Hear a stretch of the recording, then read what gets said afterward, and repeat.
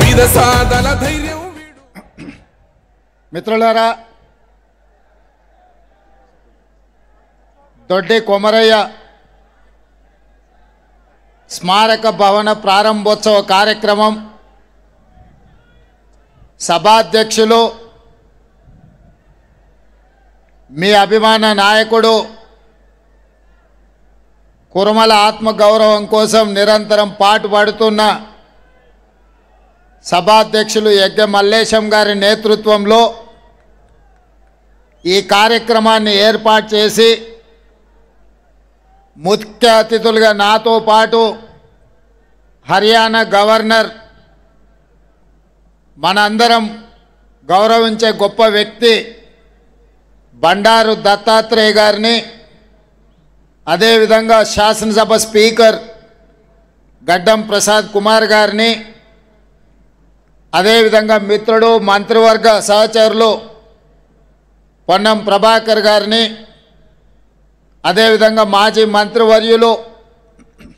కర్ణాటకలో 5 గ్యారంటీల అమలును పర్యవేక్షిస్తున్న మాజీ మంత్రివర్యులు రేవన్న గారిని, స్థానిక శాసనసభ్యులు మిత్రుడు ప్రకాష్ గౌడ్ గారిని, మీరందరూ అభిమానించే నాకు అత్యంత సన్నిహితుడు తెలంగాణ ప్రభుత్వ విప్ శాసనసభ్యులు బీర్ల ఐలయ్య గారిని, అదేవిధంగా వేదిక మీద చాలామంది పెద్దలు, వివిధ ప్రాంతాల నుంచి వచ్చిన కుర్మ సోదరులకు, ముఖ్యంగా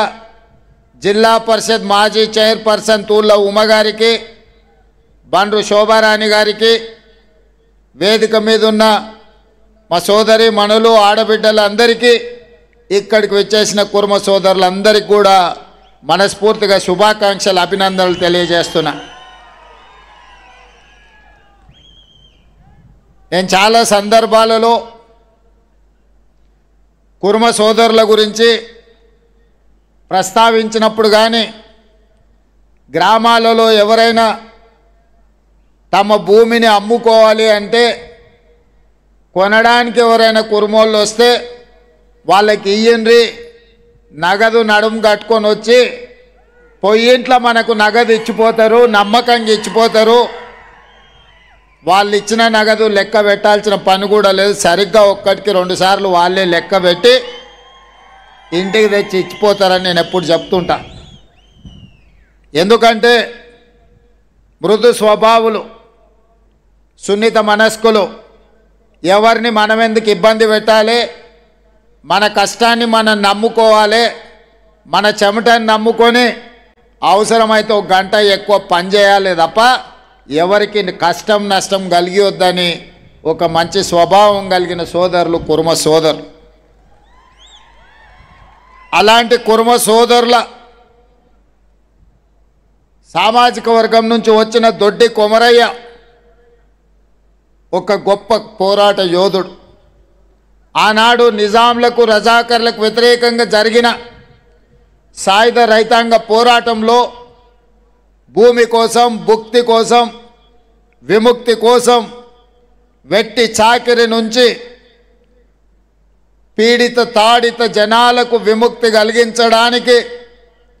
ఆనాడు ముందు బాగాన నిలబడి సాయుధ రైతాంగ పోరాటాన్ని నడిపింది దొడ్డి కొమరయ్య గారని మనం ఈ సందర్భంగా గుర్తు చేసుకోవాలి. ఆనాడు రజాకర్లను గ్రామాలలోకి రానియకుండా అడ్డుకట్ట వెయ్యాలి,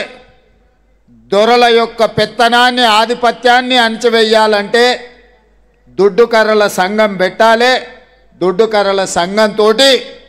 ఆనాడు బడుగులను, దళితులను కాపాడిన గొప్ప చరిత్ర,